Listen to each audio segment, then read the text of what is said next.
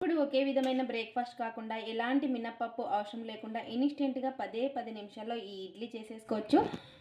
చాలా అంటే చాలా బాగుంటుంది. గోరుచిక్కుడు ఇష్టం లేని వాళ్ళకు ఒక్కసారి ఈ విధంగా ఇడ్లీలు అయితే చేసి ఇవ్వండి. మరి గోరుచిక్కుడుతో ఇడ్లీ ఎలా ఏంటి అనేది మీకు చూస్తేనే కదా అర్థమవుతుంది. లేట్ ఎందుకు, ఇంకా వీడియోలోకి వెళ్ళిపోదాం పదండి.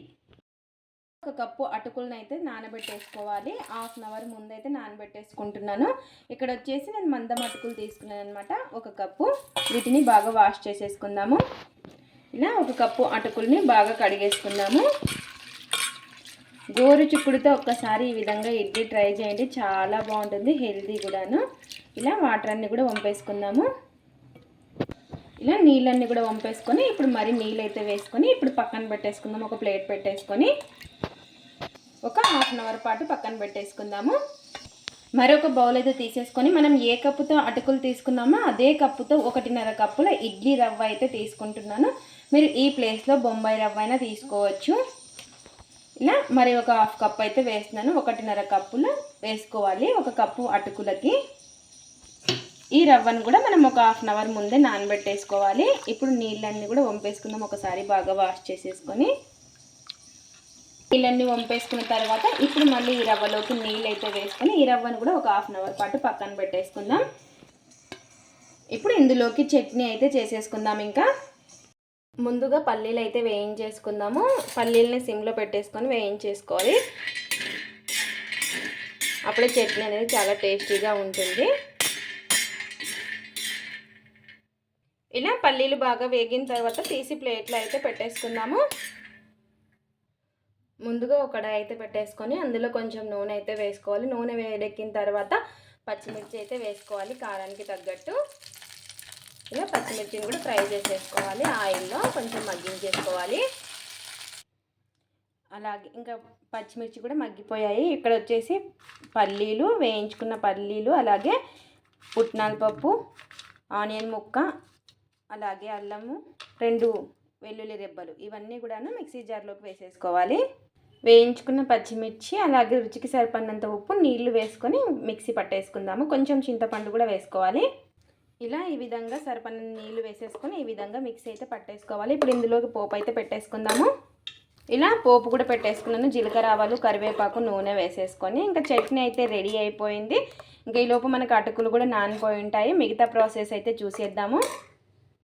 ఇక్కడ వచ్చేసి హాఫ్ అన్ అవర్ తర్వాత చూడండి మనకు అటుకులు అయితే నానిపోయాయి. ఇప్పుడు ఈ నీళ్ళన్నీ కూడాను వంపేసుకుందాము.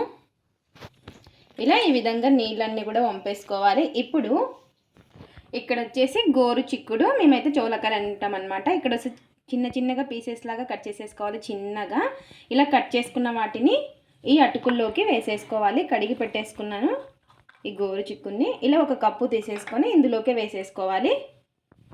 ఇప్పుడు ఇందులోకే పెరుగు అయితే వేసుకుందాము. ఏ కప్పుతో తీసుకున్నామో అదే కప్పుతో ఒక కప్పు తీసుకున్నాను అనమాట. లేదా మీరు హాఫ్ కప్ అయినా తీసుకోవచ్చు. ఇలా మొత్తం తీసుకొని ఒకసారి బాగా కలిపేసుకుందాము. ఇప్పుడు నీళ్ళేమి వేయకుండా మెత్తగా మిక్సీ అయితే పట్టేసుకోవాలి. ఒక మిక్సీ జార్ అయితే తీసేసుకొని ఇంకా అందులోకి వేసేసుకోవాలి ఈ గోరు చిక్కుడు అటుకులను అయితే.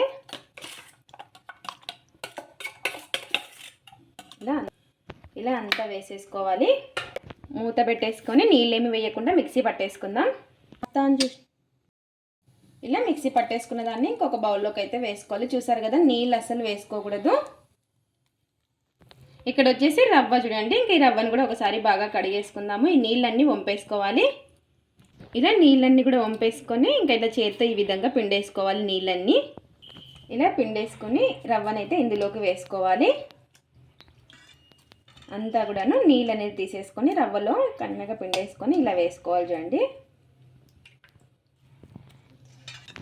ఇలా అంతా కూడా పిండేసుకొని ఇలా రవ్వనంతా కూడా వేసుకొని ఈ రవ్వ మొత్తం కలిసేలాగా బాగా కలిపేసుకోవాలి.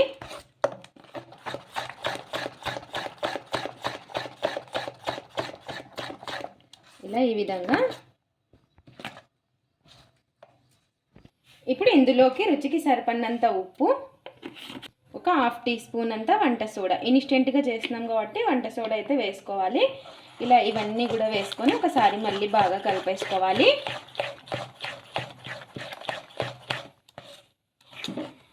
ఇలా ఈ విధంగా ఉండేలాగా చూసుకోవాలి. చూడండి మనకి ఈ బ్యాటర్ వచ్చేసి ఇప్పుడు మళ్ళీ కొద్దిసేపు పెట్టాల్సిన పని లేదు. ఇంకా వెంటనే ఇడ్లీకి అయితే పెట్టేసుకోవచ్చు మనము. ఇప్పుడు ఇడ్లీ ప్లేట్స్ అయితే తీసేసుకొని ఇంకా నూనె అయితే అప్లై చేసేసుకుందాం. ఈ విధంగా మనకి ఎన్నైతే ప్లేట్స్ కావాలో ఇంకా అన్నీ కూడా ఈ విధంగా ఆయిల్ అనేది అప్లై చేసేసుకోవాలి. ఇప్పుడు మనం కలిపి పెట్టేసుకున్న ఈ బ్యాటర్ని ఇందులోకి అయితే వేసుకోవాలి.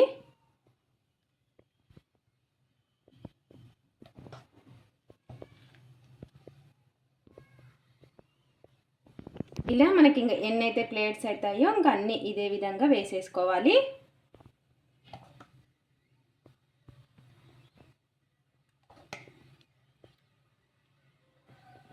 ఇలా అన్ని స్టాండ్లో పెట్టేసుకొని ఇంకా నీళ్ళు ఇక్కడ వచ్చేసి ఇడ్లీ పాత్ర అయితే పెట్టేసుకొని నీళ్ళు బాగా వేడెక్కిన తర్వాత ఈ ప్లేట్స్ అయితే ఇందులో పెట్టేసుకోవాలి. ఒక 12 నిమిషాలు అయితే ఉడికించుకోవాలి. ఇంకా ప్లేట్ అయితే పెట్టేసుకుందాము. వచ్చేసి 12 నిమిషాల తర్వాత చూడండి మనకి చేతికి అయితే తగలడం లేదు. ఇడ్లీ అయితే రెడీ అయిపోయింది. వెంటనే తీయకూడదు, కొంచెం చల్లారిన తర్వాత ఇడ్లీని తీసుకోవాలి. ఇలా నిదానంగా ఇడ్లీని అయితే తీసేసుకోవాలి ప్లేట్ నుంచి.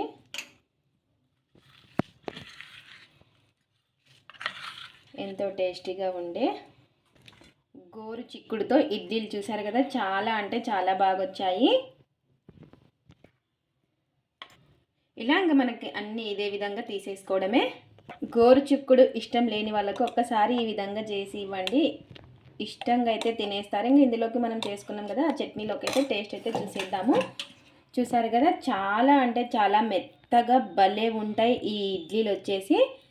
చూసారా మనకి ఎంత మెత్తగా ఉన్నాయో, నోట్లో పెట్టుకుంటే కరిగిపోయేలా ఉంటాయి ఈ ఇడ్లీలు. ఇది ఫ్రెండ్స్ ఇవాల్టి వీడియో. మా వీడియోస్ కనుక మీకు నచ్చినట్టయితే లైక్ చేయండి, షేర్ చేయండి, కామెంట్ చేయండి, సబ్స్క్రైబ్ చేసుకోండి. స్కిప్ చేయకుండా పూర్తి వీడియో చేయండి. చూసిన వాళ్ళు ఒక లైక్ అయితే చేయండి. అలాగే గోరు చిక్కుడుతో ఇడ్లీలు ట్రై చేసి ఎలా వచ్చాయో కామెంట్ అయితే పెట్టండి. Thanks for watching. Bye bye.